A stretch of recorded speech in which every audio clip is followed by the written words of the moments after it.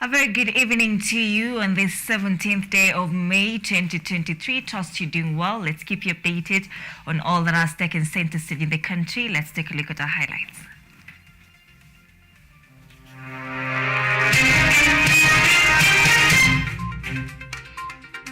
Health sector ranked top in corruption rate and unethical conduct in the new EACC report.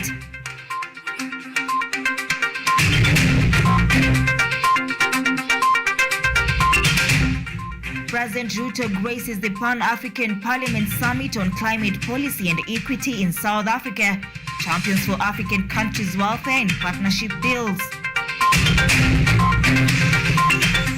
Gachagua launches fishing boats in Nyali, Mombasa County to boost blue economy and improve fortunes in the fishing sector. And 2023 university selection process to begin for 2022 KCAC candidates.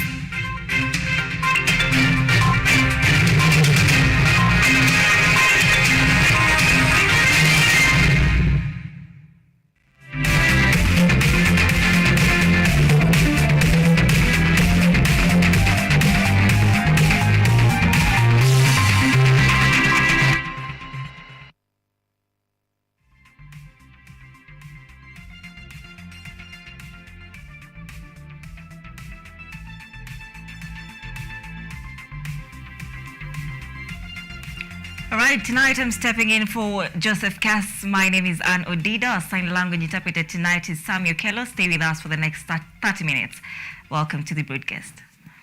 Now, the Ethics and Anti-Corruption Commission, EACC, has launched a report has launched a report on the extent of corruption and unethical conduct in the health sector in the country, citing inflation of costs for healthcare projects among challenges slowing infrastructure development in the healthcare sector. The survey relied on cross-sectional research design as its framework for data collection and analysis and was conducted in national and county health facilities drawn from 25 sampled counties across the country. A report by the Ethics and Anti-Corruption Commission EACC released on Wednesday on corruption and unethical conduct in the health sector has placed Meru County at the top on cost inflation for healthcare projects with a score of 14.8%, followed by the Rakanidi and Embu counties at 10.8% and 10.5% respectively. Nakuru was ranked 4th with 10%, followed by Marsabit at 8.3% and Kakamega at 8.2%. The report also shows that Makueni, Kitui, Kiambu and Narok completed most of their healthcare projects within the allocated budget. The EACC survey further highlighted on magnitude of corruption and unethical conduct, processes prone to corruption and unethical conduct, extent adherence to public procurement and financial management system, anti-corruption measures in procurement and financial management, and challenges in the implementation of healthcare projects. However, the research established that favorism, conflict of interest, bribery, manipulation of cost, distortion of procurement plans, tribalism, nepotism, alteration of bill of quantities were identified as main forms of corruption and unethical conduct encountered in procurement of healthcare projects. The study also identified some recommendations to curb corruption cases in health sector, among them proper planning, prioritization and execution of projects, enhanced public participation in project implementation, timely disbursement of funds to procuring entities, establishment of anti-corruption measures by institution, build capacity of staff, implementation of information management systems. The survey report comes at a time when the country is grappling with corruption cases, especially in the health sector that saw Dr. Josephine Mburu, Health Principal Secretary, fired by President William Ruto, alongside Terry Ramadhani, the Chief Executive Officer of KEMSA, over graft allegations. Dorothy Musyoka, KUTV. 15 bodies have been recovered in the Shakahola Forest, Kilifi County today as exhumation exercise for bodies that were buried in the forest following an alleged cult manipulation to fast to death by preacher Paul Mackenzie continues. According to Coast Regional Boss Rhoda Onyanche, out of the 15 bodies recovered on Wednesday, 14 were exhumed from graves while one was found dumped in the bushes. This brings the tally of dead bodies recovered so far from the forest to 226. Onyanche says that no arrests were made during the operation and the number of people under police custody still stands at 31.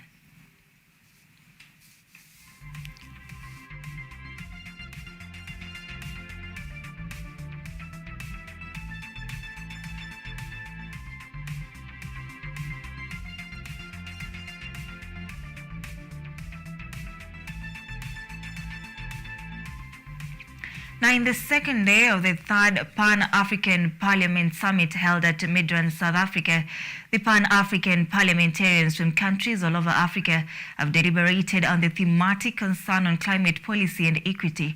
President William Ruto, who chairs the Committee of African Heads of State and Government on Climate Change, has called upon the developed nations to cease degrading Africa and perceive it as unequal in partnership deals as other developed nations.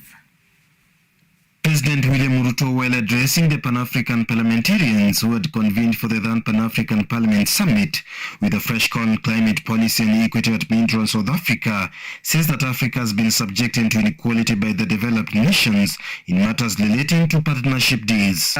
Some of the people who invite us to these meetings tell us, if you don't come, there will be consequences. So, all of us are forced to go to a meeting that has no meaningful outcome because of blackmail. This is not right. He says that African countries have been subjected to oppression by this developed state, disclosing the degrading nature experienced by African heads of states once invited for a meeting to spearhead development in their respective countries by external financiers. What kind of outcome you expect where 50 heads of state are sitting? Everybody is asked for speak to 1.5 minutes. You speak to one for 1.5 minutes. What kind of engagement are you going to get? You're going to get nothing, right? The best that you get is photographs. The president has emphatically argued that all countries that wishes to invite African leaders must first respect the African rules registered in the Assembly and the African Union. He further added that African leaders should be engaged in serious, fruitful discussions with the nations that will allow them exercise their mandate. They want a fruitful engagement. They should engage our continent in a manner that we can effectively represent our people and we can effectively discharge our mandate and articulate our issues. Ruto has, however, called upon the Pan-African Legislative Assembly to review the African Union funding budget, whereby the African Union will be primarily funded by its member states. This Honorable Assembly must urgently review the funding arrangements to ensure that African Union budgets are financed primarily by members and secondarily by external partners. African leaders now want developed nations to take Africa as their equal and rather not a submissive continent. James Murekimanda, KUTV. Deputy President Rigathi Gachagua has promised government support for key projects to boost the country's blue economy. The DP says the Kenya Kwanza administration will work with the European Union and coastal counties to unlock the potential of the sector. Gachagua has further vowed that the government is ready to provide resources and requisite support to ensure the success of the blue economy. A partnership between Kenya and the European Union under the Go Blue project will see resources and requisite support for Kenya's blue economy in a bid to promote and foster growth in the sector. This comes after Deputy President Rigathi Gachagua flagged off fishing boats in Nyali Beach, Mombasa County on Wednesday. With these projects, we unlock the potential of large sea opportunities in coastal urban centers for sustainable and inclusive economic growth. This will result in creation of employment by conserving and sustainably using the coastal and marine environment, as well as promoting effective and integrated maritime governance. Cabinet Secretary for Mining, Blue Economy and Maritime Affairs Salim Vuria on his part echoed the DP sentiments, noting that the ministry is indeed providing a conducive environment for the growth of the blue economy sector. Like for us fishermen, we are already happy that once we have a reduction of imports, then we are able to increase production here in the sea and in other areas of blue space so that we can inspire investment.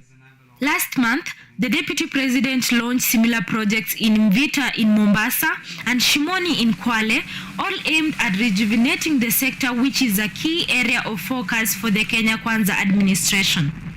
Gachagua has vowed to continue with the development visit to the coastal region to make sure the projects are successful. Beryl Rotich, KUTV. President William Ruto on Tuesday reassigned principal secretaries from the Cabinet Ministries of Health, Sports, Environment, Agriculture, Water and Interior. The reshuffle came just after the sacking of Dr. Josephine Mburu was serving at the capacity of Principal Secretary for Public Health and Professional Standards and was dismissed over a procurement scandal at the Kenya Medical Supplies Authority, KEMSA. President Ruto noted that the reassignments are aimed at reinforcing functional changes to ensure relevant state departments effectively oversee implementation of state programs. President William Ruto has restructured the positions of principal secretaries in various ministries just a day after sacking Dr. Josephine Mburu as the Public Secretary for Public Health and Professional Standards. Mburu was dismissed over a procurement scandal at Kenya Medical Supplies Authority, KEMSA. In the changes communicated on Tuesday by the head of Public Service, Felix Koskei, Mary Muthoni has replaced Dr. Mburu, moving from the Interior Ministry's State Department of Correctional Services to the Health Ministry.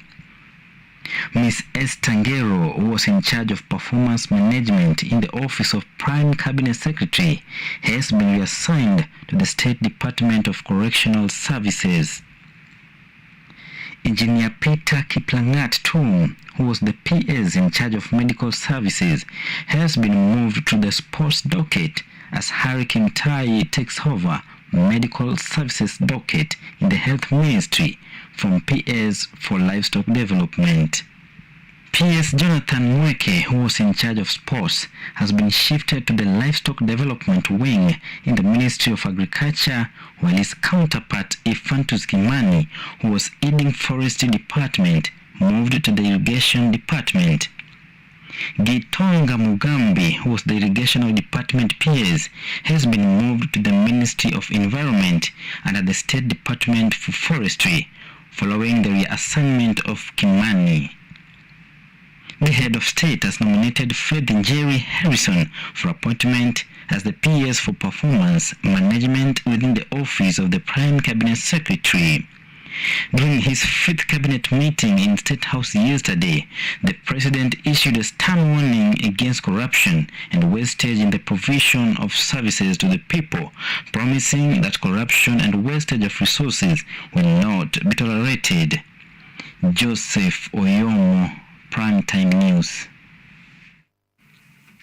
Now, civil servants are set to receive a handsome paycheck from July 1st following submissions by the Salaries and Remuneration Commission that will translate to a higher budgetary allocation in the 2023-2024 budget.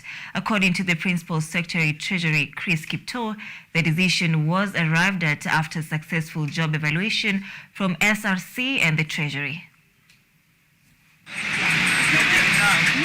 Treasury Principal Secretary Chris Kipto has announced that Kenyan civil servants will get a salary increase amounting to cash 17.7 billion effectively July 1st.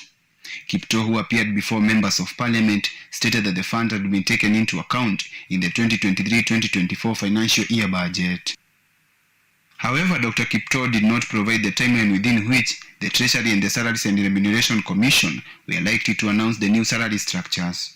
However, should this be implemented, it would end a 2-year freeze on salaries reviews for civil servants. The SRC in March announced that it provided pay rise request worth 2.18 billion in the next 6 months to December amid a government push to contain the public wage bill. The request included bonuses, salary reviews, allowances, and collective bargaining agreements. During the recent Labour Day celebrations, President William Ruto announced a new salary policy aimed at setting equal pay for workers in the public and private sectors. We are going to have a new wages and remunerations policy.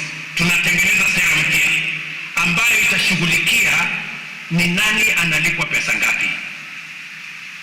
Tuondoe tofauti ambayo iko kati ya wafanyikazi wa umma, wafanyikazi wa private sector. We must harmonize how we treat all our workers so that all workers work for equal pay. The impending salary increment, if implemented, will come as a remission to the over 954,000 civil servants financially affected by the tough economic conditions that has raised the cost of living. Edward Nyamo, KUTV. Thank you, Nyamu, for that report. Now, the Bipartisan Committee has now initiated the process of solving the preliminary issues tabled by both Azimio and Kenya Kwanza representatives. During a press briefing today, the Bipartisan Committee co-chairs Otiende Amolo and his counterpart Gitonga Murugara released a list of 6 members who will discuss on the reconstitution of the Independent Electoral and Boundaries Commission reforms. The subcommittee formed will be led by Edwin Sifuna from the Azimio side and Hilary Sigei representing Kenya Kwanza. The committee has also agreed to use the hybrid route in conducting the talks, which involves both parliamentary and extra parliamentary options. The talks are expected to resume next week, where the committee will be addressing the issues put to task.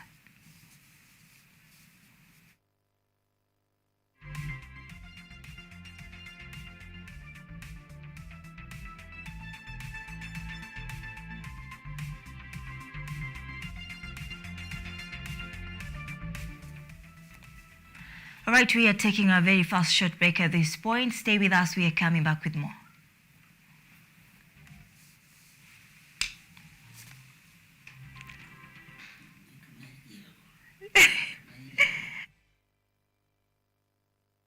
Are you an aspiring media practitioner, a graduate, or you just want to advance your skills in television production? Then welcome to Kenyatta University, where education meets innovation. KUTV, the premier university television station in Kenya, is now offering short courses in TV studio, field technical operations, and video editing. Through these courses, you will acquire hands-on skills on camera operations, media production, lighting techniques, audiovisual editing, and sound and visual control, and how to operate key equipment in modern TV control room. Enroll today at KUTV and discover your full potential in cutting-edge TV broadcasting. Graduates of these courses will receive professional certificates. For more information, visit our offices at KUTV Studios or call us on 020-870-4252 or 020-870-4255 or SMS us on 0739-110-544. KUTV, a new experience.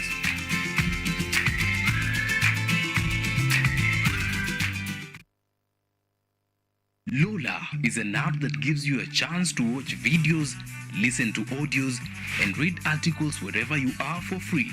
Motivational stories, dramas, campus life, technology, lifestyle, adventure, sports, academics, jobs, entertainment, and more. Download Lola now on Play Store. All you need, you got Lola. Obesity can lead to self-esteem and depression in children, and it can also put them prone to diseases such as diabetes. Children don't have time to exercise, like walking to school. It's, you are either jumping in a bus to school or you are going on a boda. There's no walking, very minimal walking. So there's not enough exercise. So children grow up, their lifestyle does not help them to exercise their bodies for health.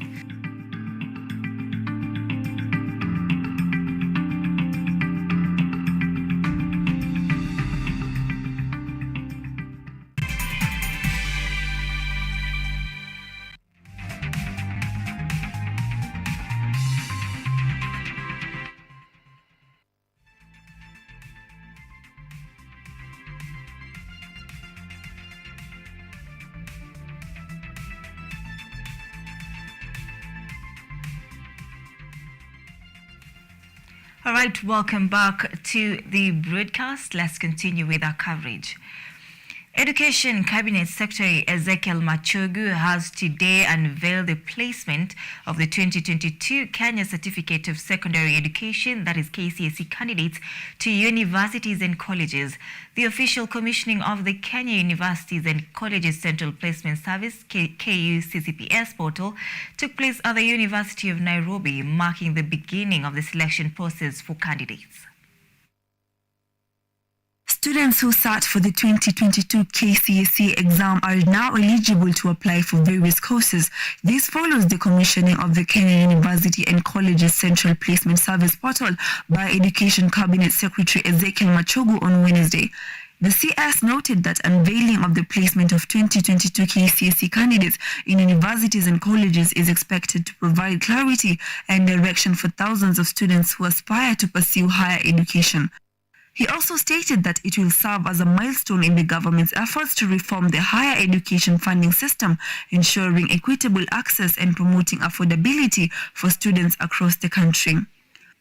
According to Machogu, the 2022 KCSE results reveal that out of the 881,416 students who sat for the exams, only 173,345 achieved a grade of C+ or higher, as compared to 122,831 candidates in 2021, securing direct qualification for university admission. Consequently, approximately 713,073 students will be accommodated in technical training institutes and other tertiary institutions, as compared to the 53,726 in 2021. As thousands of candidates begin selecting their courses in institutions of choice, the government has directed higher learning institutions to disclose the cost of their units before students begin the application, a move aimed at promoting transparency and informed decision-making. Reporting for KUTV, I'm Jackie Nasiran. All right, now the Communication Authority of Kenya, CAK, has today launched the ICT Week celebrations, an event that seeks to celebrate milestones made by the country digitally, as well as advocate for digital inclusion in the country. The conference, which was graced by the Cabinet Secretary for Information, Communication and the Digital Economy, Eliud Owalo, is a two-day event that will expound on strategies that need to be taken in order to achieve digital inclusion for all.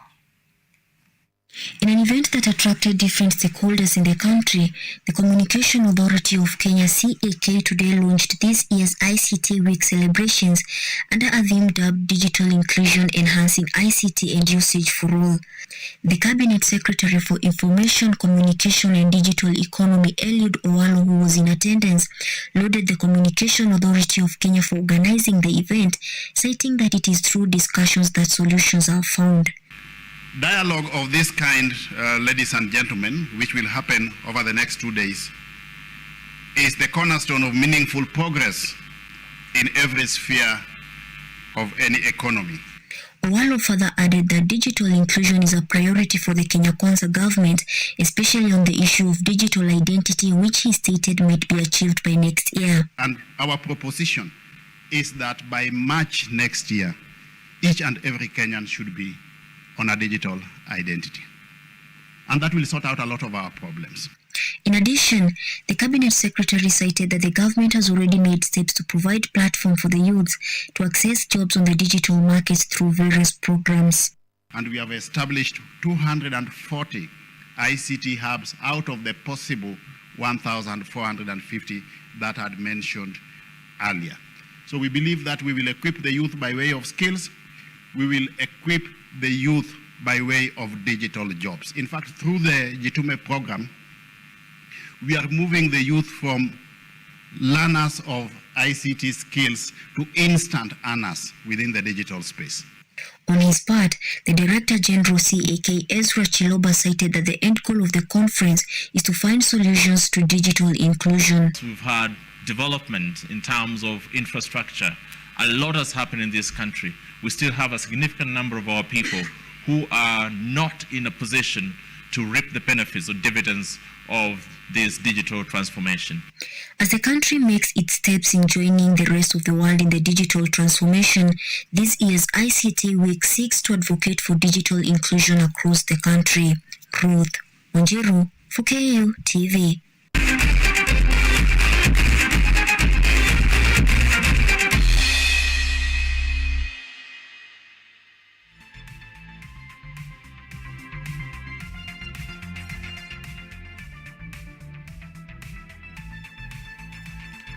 Now, in the world of sports, Kenya Ports Authority men's volleyball team has joined Kenya Commercial Bank and Kenya Pipeline in the round of 16 bracket of the ongoing African Volleyball Clubs Championships in Tunisia.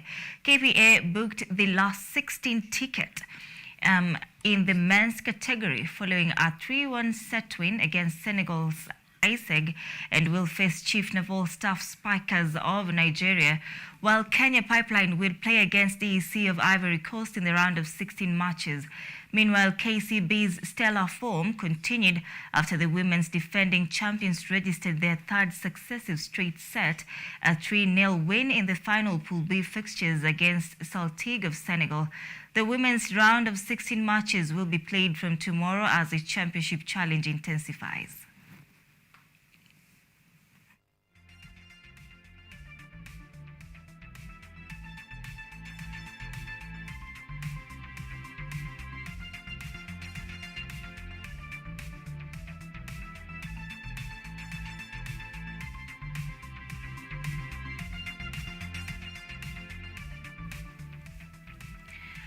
Lautaro Martinez's strike was enough to seal Inter Milan's win against fierce city rivals AC Milan in the UEFA Champions League second